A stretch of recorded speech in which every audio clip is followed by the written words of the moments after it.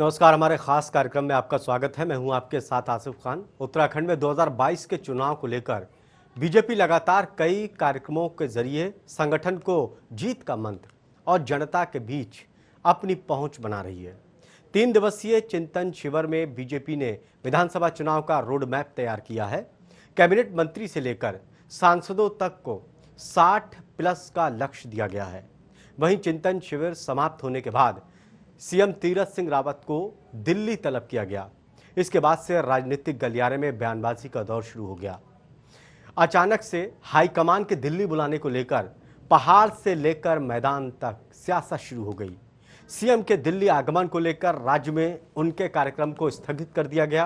कयास लगाए जा रहे हैं कि दिल्ली में सीएम केंद्रीय नेतृत्व से मुलाकात कर उपचुनाव और 2022 के चुनाव की रणनीति पर चर्चा करेंगे। इसके साथ ही संगठन मजबूती को लेकर मंथन करने की संभावनाएं जताई जा रही हैं। इसके साथ चिंतन शिविर में चली वार्ता के बाद केंद्रीय नेतृत्व मुख्यमंत्री से चर्चा करेगा। प्रदेश में विधानसभा की 2 सीटें खाली हैं जिस पर उपचुनाव होने हैं। चर्चा है कि मुख्यमंत्री गंगोत्री सीट से उपचुनाव लड़ सकते हैं। इन सभी पहलुओं पर केंद्रीय नेतृत्व और मुख्यमंत्री के बीच चर्चा हो सकती है। दिल्ली में सीएम तीरथ सिंह रावत के आने के बाद से कांग्रेस बीजेपी पर निशाना साध रही है। कांग्रेस इन सब के कुछ और मायने निकाल रही है।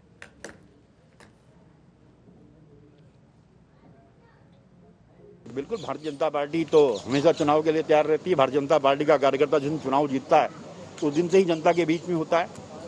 ये तो वो लोग करते हैं कि जो साहब मात्र 5 साल के बाद बिल्लों से निकल कर आते हैं। अगर आपने देखा होगा, मैं तो लगातार सुबह से शाम तक, अभी मेरा 5वां कार्यक्रम है, 3 कार्यक्रम अभी और हैं, तो लगातार हम क्षेत्र की जनता के बीच में रहते हैं, उनके सुख दुख में खड़े होते हैं और जनता इस बात को एक्नॉलेज भी करती है। देखिए, ये यही परिलक्षित करता है कि जनता चाहे कितना भी बड़ा प्रचंड बहुमत दे दे, चाहे कितने ही इंजनों की सरकार दे दे यहाँ, लेकिन पावर सेंटर कहीं और से चलता है। यहाँ जो मुख्यमंत्री बिठाया जाता है वो मोहरे के अलावा, एक रबर स्टैम्प के अलावा कुछ नहीं होता। उसको हर निर्णय के लिए अगर दिल्ली भागना पड़ रहा है तो सब आपके सामने है। और कहीं ना कहीं जो राजनीतिक अस्थिरता की बात कांग्रेस पार्टी लगातार कर रही है, उसकी भी पुष्टि इस बात से होती है कि मुख्यमंत्री जी को स्वयं ये संशय है कि वो चुनाव लड़ेंगे या नहीं लड़ेंगे। और कहीं ना कहीं भाजपा के खेमे में ये सुगबुगाहट हो चुकी है कि आगामी चुनाव में उनका सुपड़ा साफ होने वाला है, इसीलिए बार बार दिल्ली तलब किया जा रहा है। अरे, मुख्यमंत्री का बड़ा भाग्य है, वो मुख्यमंत्री हैं। उनका बड़ा भाग्य है, वो मुख्यमंत्री हैं। मैं कहा तो आपको कि इस समय राज्य में बीजेपी हमारे ऊपर कहती है साहब कांग्रेस जो है सूत कपास जुलाओं में लट्ठम लट्ठा। अरे, तुम्हारे यहाँ तो सूत भी है और कपास भी है, और उसके बाद क्या हाल है? 200 साल हम अमेरिका के गुलाम हो गए। तुम्हारा क्या हाल है? बेचारी महिलाएं जो हैं परेशान है कि हमारा नीचे पैर से लेकर के ऊपर तक स्कैनिंग होती है। तो दिल्ली में तीरथ सिंह रावत और इसको लेकर कयास अलग अलग लगाए जा रहे हैं। कांग्रेस तंज कस रही है कि सब कुछ ठीक नहीं चल रहा है, जबकि बीजेपी का कहना सब रूटीन के तहत हो रहा है। आला कमान के पास जाते हैं, बातचीत करते हैं, नई बात नहीं है। क्योंकि उत्तर प्रदेश में जिस तरह से उठापटक हुई उसके बाद उत्तराखंड में भी इसी तरह के कयास लगाए जा रहे हैं। दरअसल उत्तराखंड में बीजेपी 60+ का नारा दे रही है।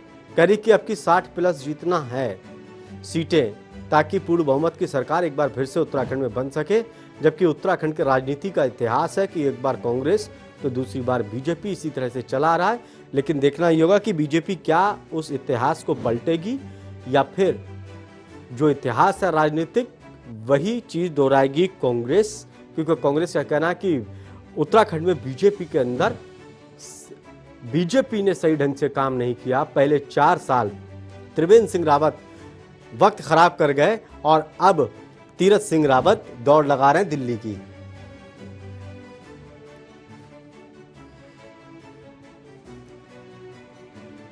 प्रतिमा सिंह नेता कांग्रेस हमारे साथ जुड़ चुकी हैं। प्रतिमा सिंह जी, स्वागत है टीवी 100 में। सुन पा रही हैं क्या आप मुझे? जी बिल्कुल बिल्कुल। प्रतिमा जी, मुख्यमंत्री का दिल्ली में आना, आला कमान से मिलना, केंद्रीय नेतृत्व से मिलना, अपने सीनियर से मिलना, इसमें कहाँ आपको लग रहा है कि सब कुछ ठीक नहीं चल रहा उत्तराखंड के अंदर बीजेपी में?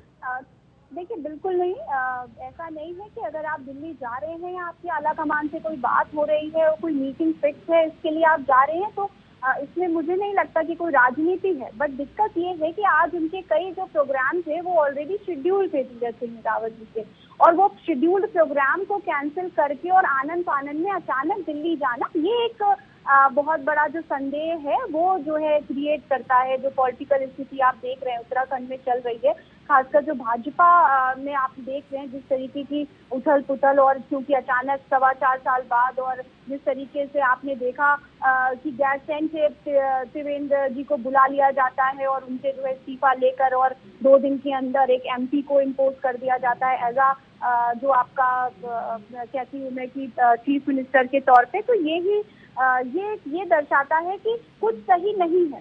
और रही बात आपने अभी नहीं, आपको क्या लग रहा है प्रतिमा सिंह जी? चलिए मैं आपके जरिए समझना चाहता हूं कि कांग्रेस को या फिर आपको क्या लग रहा है, अचानक कार्यक्रम को निरस्त करना, तीरथ सिंह रावत का उत्तराखंड के सीएम का दिल्ली आना, आला कमान के सामने पेश हो जाना, आपको क्या लग रहा है, आप बताइए। देखिए बिल्कुल, जैसे कि अभी 2-3 दिनों से ये भी चर्चाएं बहुत जो जोरों शोरों से चल रही थी कि शायद ऐसा हो सकता है कि वो चुनाव नहीं लड़ेंगे और सितंबर में जब उनका एंड जो टर्म है 6 मंथ का वो खत्म होगा तो वो शायद वो अपने पद से इस्तीफा देंगे। और फिर 2 लोगों के नाम चल रहे थे बीच में काफी कि इन 2 लोगों को शायद 2-3 महीने के लिए सीएम बनाया जाएगा। तो क्योंकि ये जो कयास है, ये देखिए हम अपोजिशन में बैठ के किसी पार्टी के अंदर क्या चल रहा है ये कयास नहीं लगा सकते, बट हम उन बातों पर चर्चा करते हैं जो बातें सामने आती हैं। और ये सामने पिछले 2-4 दिनों से ये बातें तभी से तय हो रही हैं जब ये डिसाइड नहीं कर पा रहे हैं तीरथ सिंह रावत जी कि वो चुनाव आखिर लड़ेंगे कहाँ से। और इस बात का टाइम भी हो गया है। अगर आप कॉन्स्टिट्यूशनली मुझसे पूछेंगे तो कॉन्स्टिट्यूशनली ये एक बहुत विडंबना की स्थिति हो गई है, क्योंकि आपका कॉन्स्टिट्यूशन से लेकर पीपल्स रिप्रेजेंटेशन जो एक्ट है वो भी ये कहता है कि अगर आपके पास उपचुनाव के बाद 1 साल से कम का वक्त है जहाँ आप सर्व कर सकते हैं एज एमएलए, तो डॉक्टर प्रतिमा सिंह आप बताइए, आप विपक्ष में हैं, आप पक्ष की बातों को जनता पत्रकारों से ज्यादा बेहतर तरीके से समझती होंगी। आप बताइए क्या कुछ हो सकता है बीजेपी के अंदर, क्या कुछ चल रहा है, इस हलचल के मायने आपकी नजर में क्या है? क्या चुनाव लड़ेंगे या चुनाव नहीं लड़ेंगे, या फिर सीएम बदल सकते हैं, या त्रिवेंद्र सिंह की तरह इनको जैसे अचानक बुलाया गया बिल्कुल उसी की तरह वही सब कुछ घटनाक्रम है? बिल्कुल, आपने बिल्कुल मैं जो बात कहना चाह रही थी आपने बिल्कुल मेरी बात को कह दिया है। और जिस तरीके से वो घटनाक्रम गैरसैंण के वक्त हुआ था, मुझे लगता है ये वही घटनाक्रम जो है वो दोहराया जा रहा है। अब दिक्कत ये हो गई कि तीरथ TSR 1 को हटाने के बाद जब TSR 2 को ये लेके आए तो इन्हें लगा कि भाई हमने तो जैसे एक ब्रह्मास्त्र चला दिया और अब जो 4.5 साल में डैमेज किया था TSR 1 ने वो शायद डैमेज कंट्रोल कर देंगे TSR 2, बट उसका हो गया एकदम उल्टा। क्योंकि वो तो आपने देखा किस तरीके से अपनी जो दुनिया भर की जो उनकी प्रसिद्ध बातें थी अपने वक्तव्यों से वो किस तरीके से प्रतिमा जी तमाम तरह के सवाल आपने खड़े कर दिए, राजनीति में भी खड़े हो रहे हैं, उत्तराखंड की राजनीति में। शादाब शम्स हैं, प्रवक्ता है उत्तराखंड बीजेपी के, हमारे साथ जुड़ चुके। शादाब शम्स जी, स्वागत है टीवी 100 में आपका। अचानक से मुख्यमंत्री का दिल्ली में आना, कार्यक्रम को रद्द करना, विपक्ष कह रहा हमको बिल्कुल ऐसा लग रहा है जैसे त्रिवेंद्र सिंह रावत जी का कार्यक्रम सारे रद्द हो गए, दिल्ली उनको बुलाया या फिर वो आए। क्यों तुलना विपक्ष उस घटनाक्रम से कर रहा है जो राजनीतिक घटनाक्रम हुआ था? तुमने देखा है जो दिन में वो ख्वाब अच्छा है, हमको मालूम है ख्वाबों की हकीकत यारो, दिल को बहलाने के लिए गालिब ये ख्याल अच्छा है। तो कुछ भी खुली आंखों से सपना देख ले कांग्रेस, हमें कोई फर्क नहीं पड़ रहा। उनका गद्दा, उनका तकिया, उनका बिस्तर, जो मर्जी देखना चाहें सपने में वो देखें।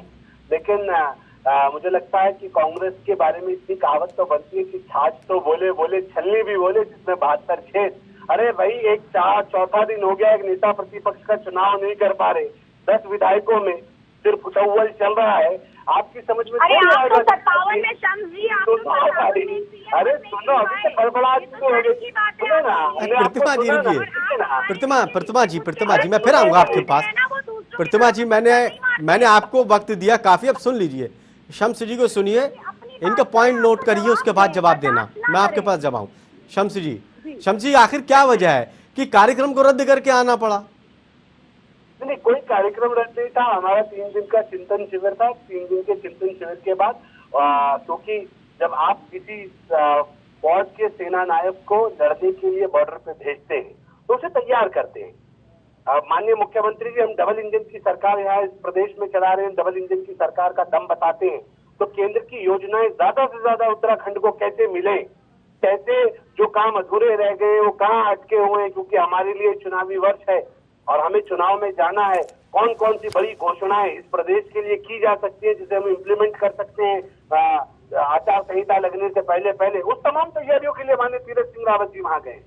और मुझे लगता है कि शायद कांग्रेस की समझ में नहीं आता, अगर हमारे यहाँ कोई निर्णय लेना होता है तो हमारे यहाँ निर्णय ले लिए जाते हैं, पूछा नहीं जाता, बताया नहीं जाता। अच्छा शम्स जी, इस तस्वीर को शम्स जी, 4 दिन से 10 दिन शादाब शम्स जी, इस तस्वीर को साफ करिए। बीजेपी प्रवक्ता के तौर पर आपको मालूम होगा कि अंदर क्या कुछ चल रहा है।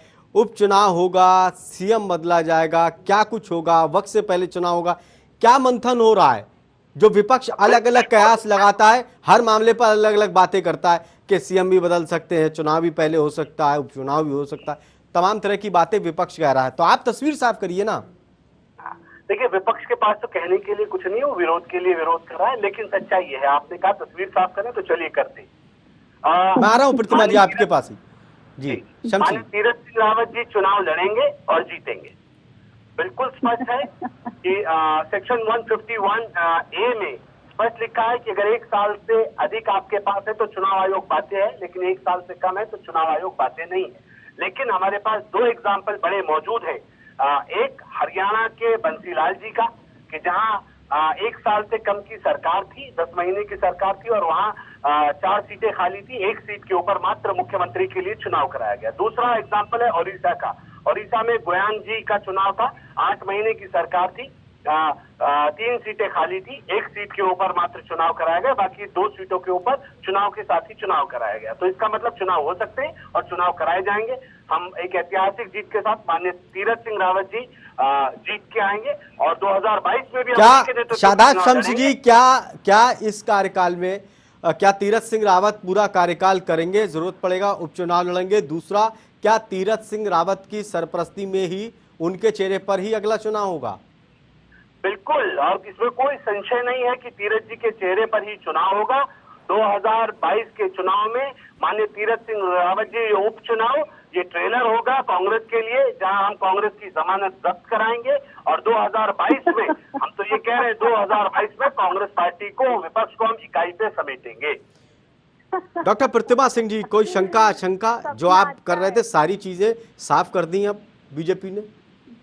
देखिए क्या साफ किया, अब इन्होंने कहा कि अब उपचुनाव जो है वो तीरथ सिंह के चेहरे पे लड़ाएंगे। अरे भाई, ऑफ कोर्स उपचुनाव तो जिसको लड़ना है उसी के चेहरे पे लड़ा जाएगा। अभी तो ये साफ नहीं किया उन्होंने, हमने तीरथ जी उपचुनाव लड़ेंगे, 2022 का चुनाव हम तीरथ जी के नेतृत्व में लड़ेंगे। पहले समझ लीजिए, चैनल पे भी आपकी समझ में नहीं आ रहा तो आपसे ज्यादा बदकिस्मत लोग कोई हो नहीं सकते। थोड़ी सी भी सब्र नहीं है क्या आपके अंदर? थोड़ा सुन, चलिए शम्स जी सुनिए सब्र के साथ सुना। शम्स जी को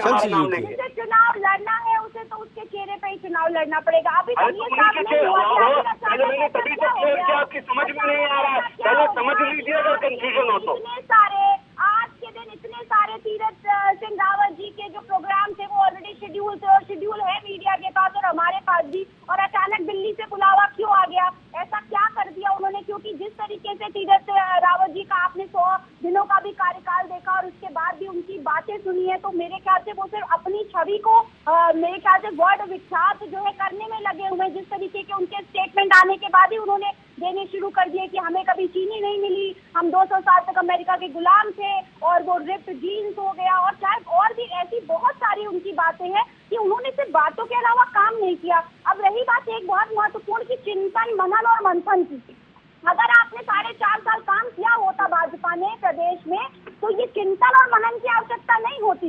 आज आप जनता के बीच में अपने वो विकास कार्यों का रिपोर्ट कार्ड लेके बैठे होते, लेकिन दिक्कत ये है कि जब कोई कार्य धरातल पे हुआ ही नहीं है तो रिपोर्ट कार्ड किसका लेके जाएंगे? इसीलिए आला कमान से लेकर उत्तराखंड तक जो ये राजनीतिक माहौल है इसको गर्म करने की कोशिश की जा रही है, और शायद अब किसी ऐसे चेहरे को ढूंढने की कोशिश की जा रही है कि शायद जिसके दम पे हम 2022 का चुनाव लड़ सके, क्योंकि TSR 1 भी फेल हो चुके हैं और TSR 2 भी एकदम फेल हो चुके हैं। शादाब शम्स जी, अब सवाल एक यही खड़ा हो रहा है, अगर त्रिवेंद्र सिंह रावत ने बेहतर काम किया तो फिर उनको क्यों बदला था आपने?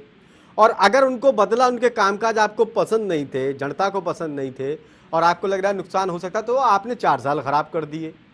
तो आपके ऊपर अगर एक उंगली आप उठा रहे हैं, बाकी तो सब आपके ऊपर उठ जा रही है।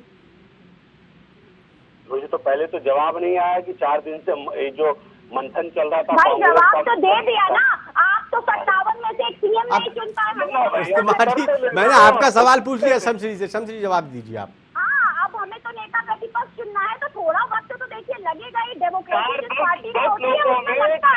नेता प्रतिपक्ष नहीं चुना गया, जिस पार्टी में डेमोक्रेसी होती है ये बढ़िया चल रहा है हमारे लोकतंत्र। 5वें दिन कह रहे, 4थे दिन कह रहे कि हाईकमान तय करेगा। अरे यार, इससे ज्यादा सूट फुटा हुआ क्या होगा? तो आप तो तानाशाही ले लीजिए भाई, भाजपा में ना, हमारे यहाँ तो डेमोक्रेसी है, हम डेमोक्रेटिकली सबकी बात सुनते हैं। हमारे यहाँ अभिव्यक्ति की आजादी है। आप वहाँ चले जाते हैं, 57 में से सीएम भी नहीं चुन पाए। आपके तो सीएम भी दिल्ली से डेप्यूट कर दिए जाते हैं। हमारे यहाँ तो लोकतंत्र है भाई, अभिव्यक्ति की आजादी और सबकी बात सुनते हैं हम। हमें थोड़ा बात करिए। शादाब जी आप मेरे सवाल का जवाब दीजिए। आप शादाब जी क्या इतने बेहतर तरीके से 5 साल बीजेपी ने काम लिया, जो डिबेट में आप आनंद ले रहे हैं, क्या ऐसे आपको आनंद आ रहा है? और अगर ऐसे ही आनंद आ रहा है तो आपने त्रिवेंद्र सिंह रावत को क्यों बदला? और अगर उसके उनके कामकाज आपको ठीक नहीं लगे तो आपने 4 साल खराब कर दिए। आप तो खुद फंस गए उसमें।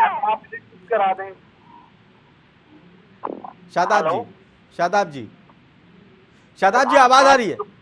मुझे आ रही है। आप थोड़ा सा चुप करा दें तो मेरे लिए आसानी हो जाएगी। चलिए प्रतिमा जी भी आपका जवाब सुनना चाहती है। प्रतिमा जी आप जवाब, मैंने आपका ही सवाल कर दिया शमश्री जी से, शमश्री जवाब दीजिए। देखिए कमाल की बात यह है कि 7 साल माननीय त्रिवेंद्र के कार्यकाल में हमने बहुत ऐतिहासिक काम किए। गैरसैंण राजधानी हमने दी इस प्रदेश को 0% करप्शन। डॉक्टर प्रतिमा जी मजाक बना रखा है। डॉक्टर प्रतिमा जी मैं आ रहा हूँ। डॉक्टर बच्चे को नहीं तो अपने नाम क्या डॉक्टर हटा लेकर एक मिनट प्रतिमा जी मैं आ रहा हूँ, सुनिए तो आप सुनिए, शादाब जी से जवाब ले लेते हैं, बड़ा महत्वपूर्ण सवाल। शमश्री जवाब दीजिए। मैंने कहा कि जो माननीय त्रिवेंद्र सिंह रावत जी के नेतृत्व में निकले वो ऐतिहासिक थे और उसमें जो वादे हमने अपने चुनावी घोषणा पत्र में जनता से किए थे उत्तराखंड की, वो हमने इम्प्लीमेंट कराए। मोर देन 85% माननीय त्रिवेंद्र सिंह रावत जी के नेतृत्व में हमने उन चुनावी घोषणा पत्र के वादों को धरातल पे उतारा और जो 15-20% हमारे जो रह गए वो माननीय तीरथ सिंह रावत जी। आपने जब 80% काम बेहतर किया, आपने क्यों हटाया? उनके समर्थक, उनके चाहने वाले इस बात को लेकर तो नाराज हैं। जो पूछेंगे उत्तर पूरा ले लीजिए ना। मैंने कहा ये हमारी स्ट्रेटेजी है। आप फुटबॉल का मैच आपने देखा होगा, कई बार हम सेंटर फॉरवर्ड को खिलाते हैं, खिलाते हैं, उसके बाद हम सेंटर फॉरवर्ड को चेंज कर देते हैं। और मेरे मुख्यमंत्री, पूर्व मुख्यमंत्री, नए मुख्यमंत्री तीरथ सिंह रावत जी को कहते हैं मेरा छोटा भाई है, युवा है और ताकत से हम इस लड़ाई को जीतेंगे। तो ठीक है ना, क्या दिक्कत है? ये मेरी स्ट्रेटेजी है, मेरी पार्टी की स्ट्रेटेजी है कि इस बार कांग्रेस को इकाई पे समेटना है। इसमें अगर कांग्रेस को तकलीफ हो रही है तो होनी चाहिए कांग्रेस को तकलीफ। ये क्या सही है? कांग्रेस को समेटने का काम हमारा है और हम आपसे वादा कर रहे हैं आपके चैनल पे, कांग्रेस को इकाई पे समेटेंगे हम। शादाब जी देखिए, ये उत्तराखंड की राजनीति का मामला है, उत्तराखंड के मुख्यमंत्री का मामला है, इसलिए विपक्ष के तो पेट में दर्द क्यों नहीं होगा, क्यों नहीं सवाल करेगा? ये सिर्फ आपके पार्टी के अंदरूनी सिर्फ मामला नहीं है, उत्तराखंड के विकास से जुड़ा मामला है, उत्तराखंड की जनता, भविष्य, हर किसी से मामला जुड़ा है। वो पूछ रहा है शमश्री जी आपके पेट में क्यों दर्द हो रहा है? वो बारी बारी से काम कर रहे हैं, मुख्यमंत्री बदल रहे हैं। चलिए आपके सवाल का जवाब ले लेता हूँ शमश्री। हाँ राजनीति चल रही है, हाँ शमश्री जी आपके सवाल का जवाब प्रतिमा जी जवाब दीजिए। शमश्री जी आपके सवाल का जवाब ले ले रहा हूँ, प्रतिमा जी जवाब दीजिए। आपके पेट में दर्द क्यों हो रहा और आप हमें जो है इकाई पे लाके छोड़ देंगे? अरे भाई कांग्रेस का सफाया करते करते भाजपा आज खुद कांग्रेसमय हो चुकी है। आप अपने मंत्रिमंडल में ही उठा के देख लीजिए, पश्चिम बंगाल में अंडा दिया फिर भी बोल रहे हैं, पश्चिम बंगाल में अंडा देके भी बोल रहे हैं, कमाल कर दिया। आसाम देख लीजिए, आसाम का उदाहरण आपके सामने है। आप क्या बात? अरे एक बात तो सुनिए, आसाम में कौन आया? आसाम में हम जीते, कौन आया आसाम में? अंडा मिल रहा है चारों तरफ, फिर बोल रहे हैं जानकारी नहीं है। हाँ, आप लोग बंगाल आसाम पहुंच गए, हम उत्तराखंड की बात कर रहे हैं। उत्तराखंड के लोग देख रहे हैं, उत्तराखंड की बात आप करिए। उत्तराखंड का मंत्रिमंडल उठा के देख लीजिए, आपके मंत्रिमंडल में है कौन भाजपा का नेता? सारे तो वही बैठे हैं जो कांग्रेस छोड़ करके गए हैं आपके में। तो ये भी तो आपकी कमजोरी है करते करते प्रतिमा जी, ये भी तो आप ही की कमजोरी है। आपकी पार्टी के लोगों को बीजेपी अच्छी लगी, चले गए वहां पर। अच्छी नहीं लगी। अच्छे कि जो लोग अति महत्वाकांक्षी होते हैं, समझिए बात को, जिनकी महत्वाकांक्षा जरूरत से ज्यादा होती है, तो जब घर में परेशानी होती है तो याद रखिएगा जो स्वार्थी लोग होते हैं वो घर से सबसे पहले जाते हैं। यही हाल कुछ लोगों का है। क्या उन स्वार्थियों को आप वापस तो नहीं लेंगे, आना चाहेंगे? अब आप मुझे 10 सेकंड दीजिए, आपकी बात का भी जवाब नहीं डॉक्टर प्रतिमा जी, क्या उन स्वार्थी लोगों को आप वापस तो नहीं लेंगे? क्योंकि आपके नेता कई कह चुके हैं कि वापस आने को कह रहे हैं। क्या वो स्वार्थियां वापस तो नहीं लेंगे? देखिए, फिर मैंने वही कहा कि स्वार्थी जो लोग होते हैं, जिनके पास अति महत्वाकांक्षा होती है, ठीक है, तो वो देखते हैं कि उनका जो स्वार्थ है वो कहाँ सद रहा है। नहीं तो क्या आप उन स्वार्थी लोगों को पार्टी में वापस तो नहीं लेंगी? अभी उन्हें आज के दिन भाजपा में कमियां नजर आने लगेंगी और ये लगने लगेगा कि भाजपा सत्ता में वापस नहीं कर सकती, तो वो जरूर आएंगे।